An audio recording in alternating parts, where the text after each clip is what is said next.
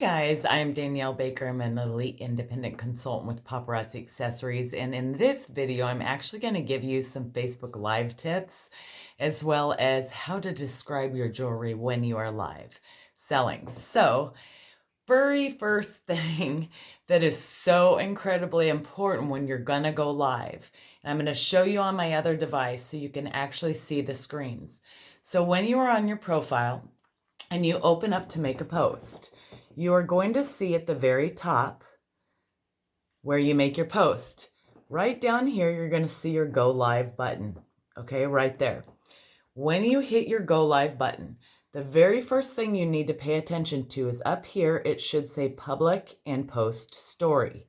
If it says friends there, or only me, people are not going to see you. Okay, you want to make sure when you go live that says public. The next thing that you want to make sure you do is when it says tap to add a description, you're going to tap that. And somewhere in that description, you're going to put Paparazzi Live Jewelry Sale. I have had customers literally tell me that they search Paparazzi Live Jewelry or Paparazzi Live Jewelry Sale. So people can search those things and you will pop up if you're live. So make sure that you're tapping to add your description. Now, it's very, very important, and this is a huge tip, and this is feedback from customers. I've actually lost customers early on in my paparazzi journey doing this. It is very important that you invite people, do not tag, okay? So the tag is right here. It has a little price tag next to the person. If you tag people, what happens is every time that someone comments on that live, it alerts everyone that you've tagged in that video. People do not appreciate this. Early on in my career, or in my paparazzi career, I actually tagged a lady. People were commenting throughout the live, and what happened was she was actually at a funeral, and her phone kept dinging and going off. And she was so angry about it that she actually quit shopping with me. So don't make that excuse unless they have their permission to be tagged. Invite them to your live, do not tag. On business pages, I have not found a way to invite. I have to share my lives, okay? So make sure that you're not only public, you tap to add your description, then you'll hit your go live.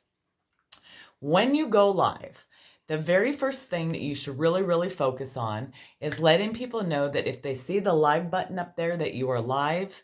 If not, to comment replay or hashtag replay, and they can still comment on your live. My advice to my team always is when you go live, people are so nervous to go live. I was too when I started. And the biggest thing I can tell you is when you hit that go live button and you start seeing those names pop up, I want you to pretend as if you opened your front door and you invited them in your house. How do you greet people when they show up? You say, hey, hello, and you say their name and you greet them correctly, right? Do not be one of those that says, okay, I'm going to spend 15 minutes inviting people, or I'm going to sit here and wait for people to pop on, because a lot of people watch replays. You will lose their attention and they don't know that they can fast forward through that time. So people just lose all interest in watching you and they will actually sign off. So start your live show as if 100 people are watching and just start selling your jewelry. Okay, so that is my tip number one. When you are live, just make sure that you are fun, you're enjoyable, you make sure that your lighting is good. I always tell my team, if you can't afford a ring light, have a daylight white light bulb in your face. I had a torchier lamp with the light that came out the side, and I would put it right behind my phone, so it was kind of almost blinding me, to be honest with you. But the lighting was good, and it has to be a daylight white light bulb because any other light bulb will tint your jewelry yellow. And you don't want the jewelry to be tinted yellow, especially if they're trying to see color. Okay, so I'm going to show you the different metals and the different types of earrings that we have and easy ways that you can explain these things while you're on a live. Okay, so people get brass and copper confused all the time. So I'm going to give you an easy way to remember what they are. Okay, so first of all, this is a copper earring. you will see it is on the brown shade or towards a brown shade. Okay, so that is copper. Okay, this is a brass earring. So you will see it is more of a goldish shade or a yellow. So side by side, you will see the copper is the browner and the brass is the yellow. A lot of people call brass bronze, but some people think that bronze is copper as well. So if you learn your metals, it's really, really going to help you with your sales. Now with copper, you're going to see two variations with paparazzi of copper, okay? You have your regular copper, which is this beautiful color here. And then you also have what they call a shiny copper or a penny copper. And that would be this here. So it is kind of a pinkish tint, and it is shinier than the other copper. The other one is more dull. So here are the two variations of the copper. You will hear Misty Kirby call one copper a shiny copper, and the regular copper, of course, is just regular copper, okay? So shiny copper, regular copper, and hopefully that will help you understand those different metals, okay? Now, as far as silver, of course, it is the lighter of the metals. It is very, very pretty, and it's very shiny. A lot of times we will have a dull silver as well, but that is your silver. Okay, we also have wood earrings. You will see variations of those, and that is this. These are wood. Okay, so you know, I've heard people say teak. Well, people don't know what teak is. Call it as it is. It's wood. Okay, these are actually fringe or tassel earrings. You will see them. If a customer ever asks you how long they are, I'm going to give you a free tip of the day. If you look at your finger, that is generally at the first seam of your finger, the first bend of your finger is an inch. So if you hold your finger up to that earring, this one here is approximately just over 3 inches long from that silver. So you're going to, that's a quick way to measure if someone asks you how long something is, okay? So this is a tassel earring or a fringe earring, all right? This is also a tassel earring, okay? But it's got post backs. So you'll see this is called a post back. This is called a fish hook right there. So that is a fish hook. That is a post back, all right? Both tassel earrings, all right? Here is your black or your gunmetal. So when people ask about gunmetal, that is this color right here. You will see paparazzi call it black. In my descriptions, I always put black gunmetal because most of the customers refer to this as a gunmetal earring, okay? If someone ever asks you about hematite, hematite is this stone here. It's the grayish mirrored type stone. Our newest blockbuster is almost a hematite. It's a smoky stone as well. So that is a hematite. These, of course, are leather. So I heard someone the other day looking at it live call it vinyl. They're not vinyl. They're leather earrings. So make sure that you just explain them as what they are, which they are leather earrings, okay? And then, of course, we have clip-on earrings. Make sure that when you're selling, you show your customers the back of these so that they know that they are clip-ons. If you're only showing it like this, they may think it's a regular earring, and then when they get them, they're going to be very upset when they figure out that they're clips, okay? I am going to give you guys the biggest tip of the day. I see so many people do this. Here's some cute earrings. Look at these cute earrings. Aren't they awesome? And they can't get it to focus, and they're getting frustrated and everything.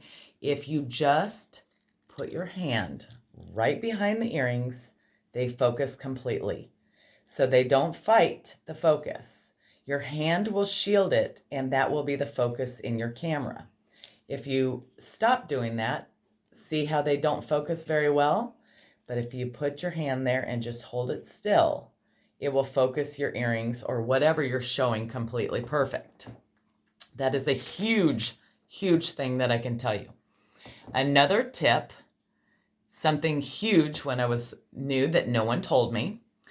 These reversible numbers are fantastic. You can get them pretty inexpensive in a lot of places. I got mine on Amazon, okay? When you can see the number correctly, your viewer can see the number correctly. If you see it backwards, so does your viewer, okay? So make sure when you look at your number, you can see that number correctly. That means your viewer can see it correctly as well, all right? So when you are showing a necklace, you know, I see this more than I see it all the time. I will see someone hold up a necklace and they'll say, look at these cute earrings. And then they hold it up like this and it's all over the place and people can't see what's going on and it's moving and everything else. Again, if you just stop, put your hand there and hold it, you will be able to see the necklace without it trying to focus on something else, okay? I always recommend to my team, we do get the black busts, the bust or the jewelry displays for the necklaces in the kits for free. They are black. I actually ordered off of Amazon. It was like $12. You can search gray necklace busts. I ordered a 14-inch or a large size of a gray bust. It is a neutral color, okay? It shows the jewelry so much better being that neutral color. The white and the black tend to not work so well, but a linen or a gray tend to be really, really good. These are great 3D busts. I love them. And if you see up here, I actually put a little stick pin there. The reason I did that is when I am live, I will actually hang my number on that stick pin. Same if I'm showing a set. I have a stick pin here on the side. I'll put my necklace number over here and I will show the earrings that I'm going to put with that set and I will hang my earrings there. So now I can show together the whole set that I'm trying to sell. And those little stick pins are very, very inexpensive. You can buy them, a huge pack of them, and they really, really work pretty well. Okay, so I'm going to show you the difference of bracelets because I do see a lot of my new consultants on my team. They struggle with what type is what. So hopefully these tips will help you as far as that's concerned, okay? So this bracelet right here is a cuff bracelet. If it's open on the sides here, that is considered a cuff with paparazzi, okay? So you will see cuff in the description when you're explaining it. It is a cuff bracelet, all right? These are considered bangles. If it's a solid circle, it's a bangle bracelet, all right? So this one tends to have the rhinestones on it, but this is a bangle bracelet that they would just place over their hand like so, okay? So that is a bangle bracelet. This bracelet right here actually has a lobster claw clasps and it has a 2-inch extender. So I always will explain to people that has the lobster claw, it looks like a lobster claw, and it has the 2-inch extender. When we unpack our jewelry, we usually will put one on the wall of our jewelry and we always cut the label off of the package and we put it on the back so I know the name of it and what it is. I do that because there was a time when I didn't do that. I didn't know what the names were, and when I went to build my online store, I didn't have the names for anything that I had opened. So that one that we open, we always tape the name on the back of that piece. So that is a lobster claw clasp. The other type that we have is our stretch bracelets. Of course, they're stretchy because they're stretchy. So this is actually a gunmetal stretch bracelet, color and texture. I would say it's a rippled texture when I'm explaining it, or a hammered texture, and it is a stretch bracelet. I usually will put them on my wrist so that they can actually see what they look like and understand what they look like as well. Okay, so when you are explaining jewelry, the best thing that I can tell you is as you're explaining it, I want you to pretend as if that person cannot see what you're showing them. So when you're showing them something like this, you would say we have these beautiful fringe earrings. They have the silver cap at the top. We have this beautiful black fringe. It hangs about 3 inches long. And then I always will kind of hold them up to my ear so people can see the dimension and how big it is to me. right? If I'm just showing them something like this and I show them just the jewelry like this, they don't have a clue how big it is in dimension. But if I hold it up to my ear, they can see the size, right? And they can see how big or small it is. So I always kind of hold it up to myself and explain it in detail. Huge, huge, huge. You want to pretend as if they can't see the piece. Take a moment, actually explain the jewelry, explain the details about the jewelry, and take a moment. If you are newer and you have a very low amount of jewelry or your inventory is small, make sure you take the time to explain everything. Don't rush through your live, and then do a recap at the end. That way people will see exactly what you have once again. Now, I can tell you from customers' input that I have shown a piece multiple times, had that same customer on my live, and time 3 or 4, all of a sudden they buy it. And I'll say, hey, you've seen that piece before. Well, no, actually I put my phone down because my husband walked in the room and he didn't, I didn't want him to know I was watching. So I giggled and laughed and then realized like, hey, just because I showed it once and someone was on that live doesn't mean that they saw it, right? They could have put the phone down and cooked dinner or whatever the case may be. All right, so I'm going to show you something else that I do often. And I'm going to show you a little trick. We have these very long necklaces, okay? This is a long necklace. It's got that beautiful crackle pendant on the bottom, one of my favorites, okay, in turquoise. I'm going to show you how to shorten these necklaces to where someone can either wear it long or they could wear it short, all right? One huge thing that you need to know is you are not allowed to modify the jewelry at all by policy. You cannot offer to monogram it. You cannot tell them to monogram it. You cannot tell them that you will add extenders. You can send them an extender, but you can't modify it. I always tell my customers, just to be safe, that they can go on Amazon and purchase them, okay? But you cannot modify jewelry whatsoever.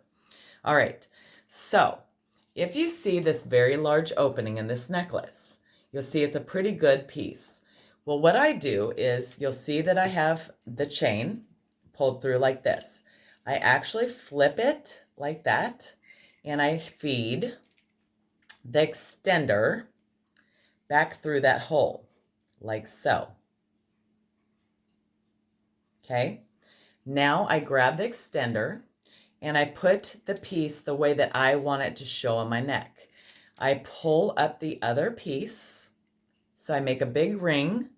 I put it on my neck, and then what I do is I take that extender that I fed through and the other side, and I just slowly shimmy it up, and I connect it on my neck. I've now shortened that necklace, and I can wear it short or long. Customers love when you give them these free tips. I wore this in turquoise the other night on a show and completely sold out. It has been sitting on my wall forever. So sometimes if you just not only wear the jewelry, of course you want to wear the jewelry, you don't want to ever wear something you can't sell. Customers will want what you are wearing. If you do not have it to sell, you guys, you're really, really hurting yourself because they want to buy it and you don't have it to sell. So just keep that in mind as you're selling, to make sure that you always have something that you can sell on and that you can offer your customers. Nothing is worse than when you put something on like this and they go, oh my God, I love those earrings. And you go, oh, I don't have any of those. These are just mine. Well, no, they definitely want what you're wearing. Every time I'm on a show, I have something that is on my wall that I can sell. So that is a huge tip. If there's any other tips, one thing I can tell you is you can cross-sell so many amazing things. I try to always stack items. I try to take two necklaces that didn't necessarily weren't made to stack and stack them together. And you can do amazing things. You can sell two pieces for $10 versus just the one piece for $5, just by putting two together and making a new look. All right. Same with bracelets or necklaces. I'm very intentional on how I purchase.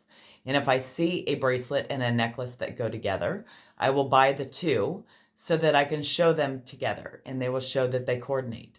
You can take many items that don't necessarily come together, put them together, and all of a sudden they work. So there's a hammered pair of gold earrings that I have and a hammered necklace. I will pull them together and make a set, and I will make $10 versus $5 just doing that. The rings, you can use them in so many different ways as well. I a lot of times will take a ring. Not only are you going to wear it on your finger, you can actually pull your hair back and feed it through and have it as a ponytail holder.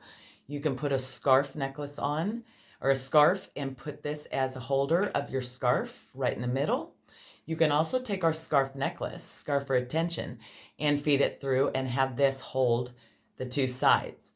So it's really, really a fun thing. You can cross-sell that ring in multiple different ways. One thing I love to do around the holidays is I take a napkin and I actually put the ring around the napkin, and I put them on each plate place setting. When my guests come, they take the ring off their napkin and they get to take that ring home. They are leaving with a piece of my jewelry. So that is something great that you can do around the holidays as a little gift. Another great piece that I have cross-sold and made a lot of money is the magnet bracelets are great curtain tiebacks. I sold 4 today, literally as curtain tiebacks. So there's so many things you guys can do with this jewelry. Be very creative, be inventive, just don't manipulate and change the jewelry. Everything, of course, is $5. You can't sell for under that, nor should you buy under that by policy unless you're in your back office. So hopefully these tips for Facebook Live helped. I know that there's a couple things as well that really people struggle with that I don't want to forget before I get off this video. If you have someone that is a troll or comes on and says something nasty or vulgar or anything like that, if you just touch their comment and hold your finger on it, you can block them while you're live. That is a huge tip because it happens often. Don't get yourself flustered. Don't end your live. Just touch your finger and hold it on their face or their comment and block them. They'll be done.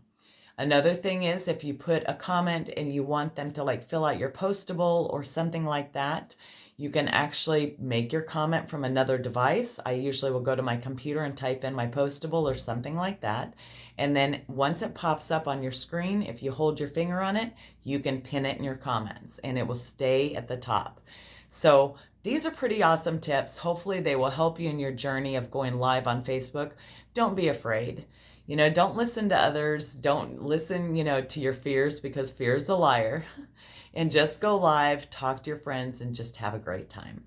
All right, guys, until the next video, make sure you subscribe to my channel, and I will talk to you later. If you are not a paparazzi consultant and you want to join an amazing team and have a great leader, I would love to have you as part of my team. My name is Danielle Baker. I'm with my husband, Jason Baker, and we are the leaders of the Elite Rockstar team. I hope to see you guys soon, and my information is in the description here. So I'll talk to y'all later. Have a great night.